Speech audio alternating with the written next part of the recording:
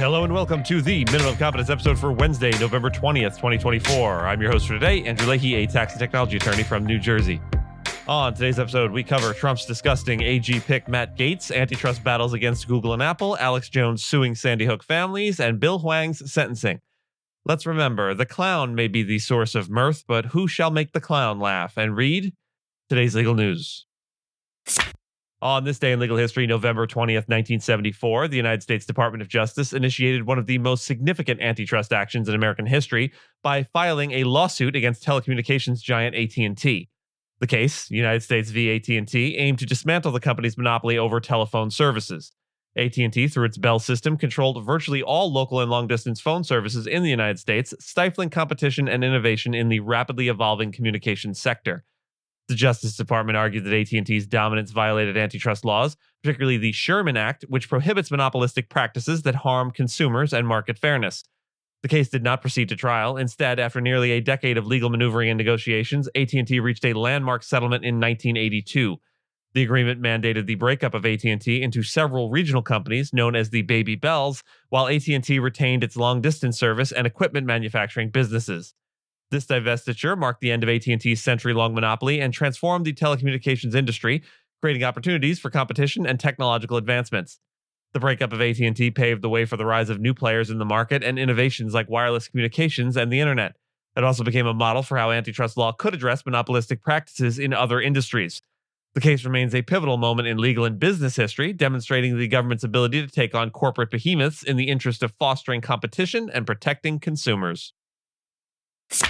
I will put a slight content warning here as I'm going to refer to a Trump cabinet pick, and thus, obviously, I will be referring to an individual plausibly accused of impropriety. This is inevitable, as it seems Mr. Trump is obligated to make the Venn diagram of individuals registered under Megan's Law and the upper echelons of the federal government a perfect circle.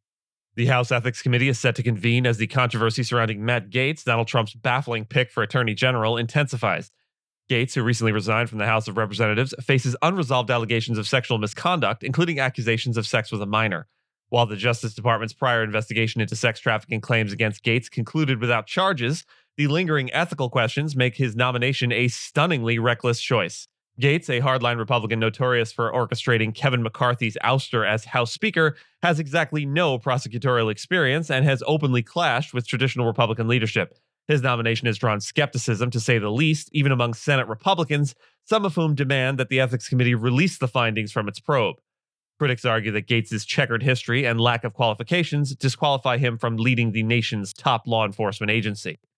Trump, undeterred by the backlash the way a dog eating a diaper ignores its screaming owner, has reportedly pressured Republican senators to confirm Gaetz, underscoring his pattern of appointing ideologically extreme figures with dubious credentials to key roles. Democrats, such as Representative Dean Phillips, emphasize the need for transparency, citing the importance of vetting someone poised to wield such significant power. Despite these concerns, hardliners like Lauren Boebert dismiss the ethical questions, showcasing the deep divisions in the GOP over this chaotic appointment. Apple will ask a federal judge in New Jersey to dismiss a U.S. Department of Justice lawsuit accusing the company of monopolistic practices in the smartphone market. Prosecutors claim Apple's restrictions on third-party app developers and devices create barriers to competition, locking users into its ecosystem. Apple, for its part, argues that these restrictions are reasonable, protect innovation, and should not be considered anti-competitive. This case follows a broader bipartisan push to curb big tech's market power. Similar lawsuits target Google for monopolizing online search, Meta for stifling competition through acquisitions, and Amazon for restrictive policies against sellers. However, some claims, like those alleging anti-competitive restrictions by Meta and Google, have been dismissed in court. Apple has cited these rulings to bolster its argument for dismissal. The DOJ and several states filed the lawsuit in March, focusing on Apple's fees and technical obstacles to competing devices, such as digital wallets and messaging services. If the judge finds the claims credible, the case could proceed, adding to the growing antitrust scrutiny of major tech firms. U.S. prosecutors are set to outline potential remedies for Google's online search monopoly following a landmark ruling in August that deemed Alphabet's practices illegal under antitrust laws. Options floated include terminating Google's exclusive agreements with companies like Apple, divesting business segments such as the Android operating system, or even requiring the sale of its Chrome browser. Prosecutors are expected to pursue several of these measures despite Google's objections that such actions would harm consumers, businesses, and U.S. competitiveness in AI. The case, initiated during Donald Trump's first presidency, faces uncertainty with his return to office. Trump has voiced both criticism of Google for perceived political bias and hesitancy about breaking up the company. His upcoming appointment of a new DOJ antitrust chief could shift the strategy, potentially altering the case's trajectory.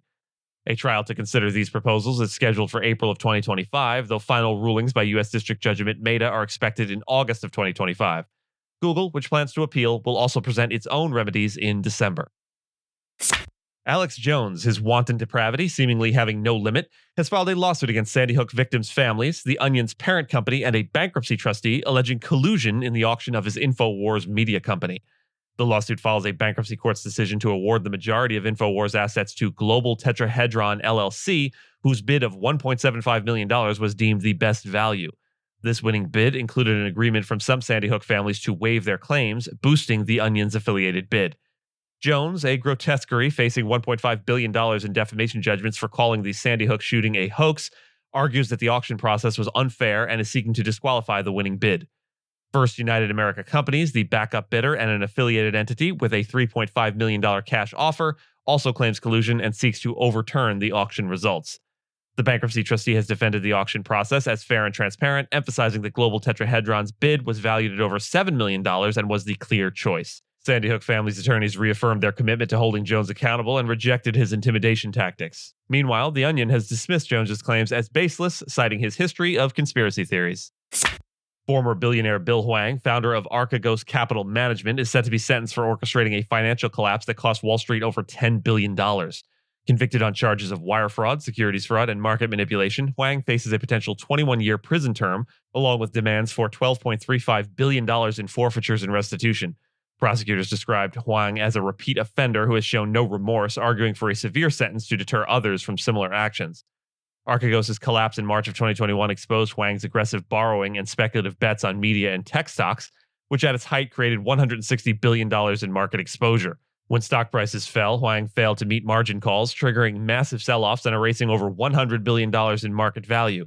Major banks, including Credit Suisse and Nomura Holdings, suffered significant losses. Hwang's defense argues for leniency, citing his Christian faith, philanthropic efforts, and lack of flight risk. They claim his actions didn't directly cause the losses and that his age and health reduce his risk of reoffending. However, prosecutors maintain that Hwang's reckless conduct and refusal to accept responsibility warrant harsh punishment. The 21-year sentence sought by prosecutors would be among the longest for white-collar crime in the U.S. And with that, and as always, I thank you so much for listening to Minimum Competence, your daily news podcast for lawyers. So if you're looking for more than Minimum Competence, links to further reading on all the topics touched on today are in the show notes. And reviews go a long way towards helping new listeners to find our show. If you have a moment, leave a rating or review on your podcast player. We'd sure appreciate it. And if you know someone that might be interested in a story we cover, consider sending them the episode. But remember, nothing here should be construed as legal advice because it is certainly not that. Minimum Competence is available at minimumcomp.com and wherever it is you get your finely crafted podcast. If you haven't checked out the website in a while, give it a look. There are complete transcripts and resources for each episode and its corresponding segments, as well as an opportunity to receive new episodes in email, newsletter, form. We'll see you back here tomorrow, and until then, remember, the only thing standing between you and a little nap is you. Carpe nap.